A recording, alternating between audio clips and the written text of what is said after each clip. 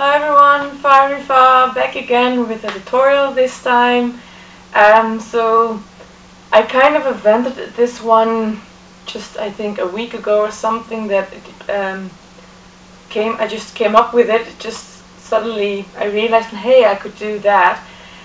It all started with someone posting a rope crown braid, and I wanted to do it too, but I did a fake one.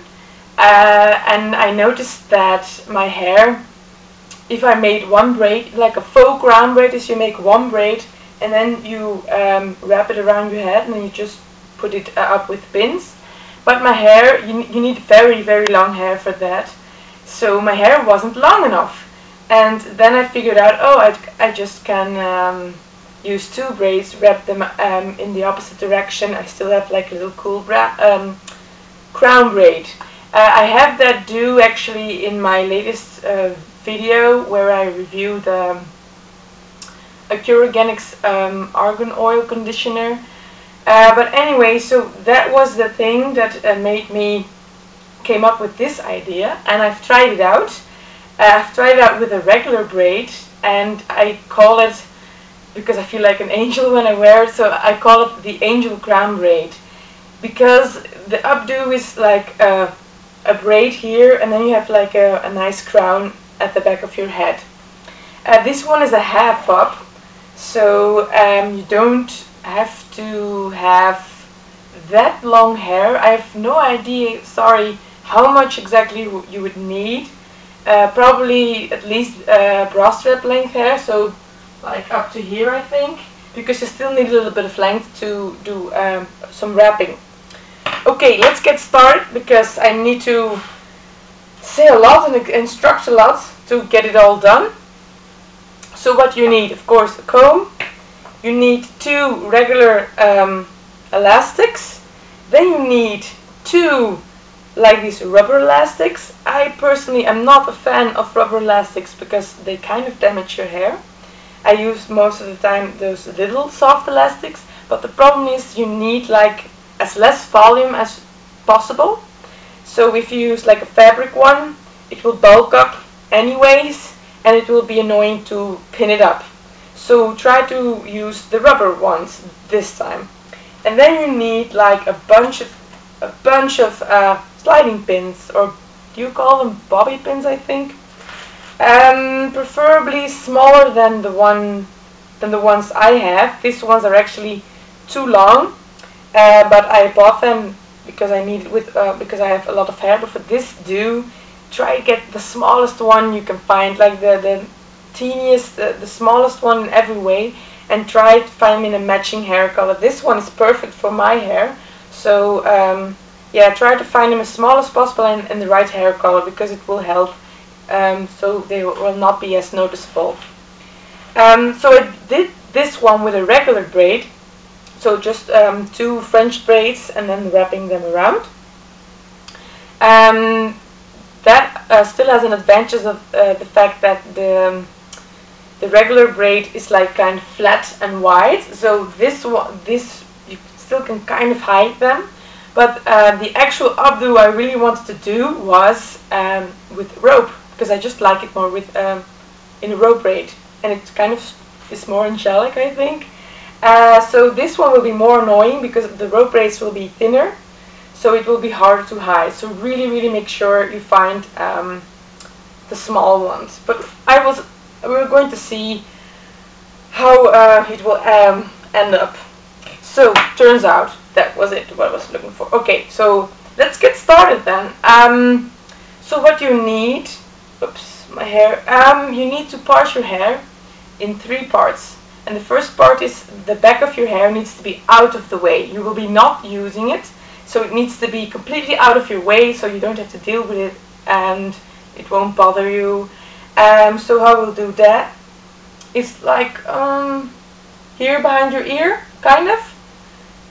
So I'm just looking, and there we go. Because this is a half up, so you have to decide how much hair you still want to have hanging loose after the updo. So let's check here. Feel my ear. just go down. There we go. So yeah, so as you can see, this is the parting, and this hair needs to be out of the way, and that's where you need your first elastic. And make it really, really tight and smooth so it will not get in your way, because it's really horrible when you're braiding and you're starting to get confused which hairs to take. So make it as tight as possible so it doesn't get in your way. Okay, now next step. Of course you can choose, you can keep your side part, but preferably just make a part in the middle so both of your strands are equally thick. Oh, tangly, tangly, tangly. There we go.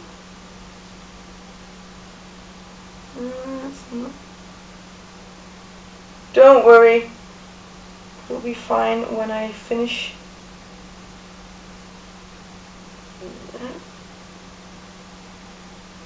Oh, good enough. I'm not going to be picky now. Whoops, evil tangle. Okay, and now we have two parts. There we go. And one you smooth back. And you also tie it down so it doesn't get in your way. And you need to use another elastic. And make it tight as flat as possible. That is key when braiding, so you can feel like when you're braiding here, this will not budge. Okay. Finally, when you've done this, we are ready to start the real stuff. Now, what we are going to do is make two row braids, but not just a row braid. They have to be braided in here. So if you've seen other of my videos, then this will be a breeze. If you know how to French braid, the row braid braided in isn't that hard. So you comb it back. There we go. Now we take a little part here. Then be careful, of course, how you're going to, where your braided in part is going to go, because it has to come like down to here, because you need like a nice circle. So it's up here, it's going to be harder to do. Okay, I'm going to take a smaller section. There we go. Now remember, braiding in and row braiding, you just start row braiding. So I'm going to twist it outwards, so I have to twist the both of them inwards. So twist outwards, twist, twist outwards. There we go. That was our first setup, and now you start taking or adding some hair. I have no idea how this one will turn out, because I don't do row braids that often, or the inbraided kind, I mean. Okay, so add both sides, twist outwards, and there we go. Just keep adding.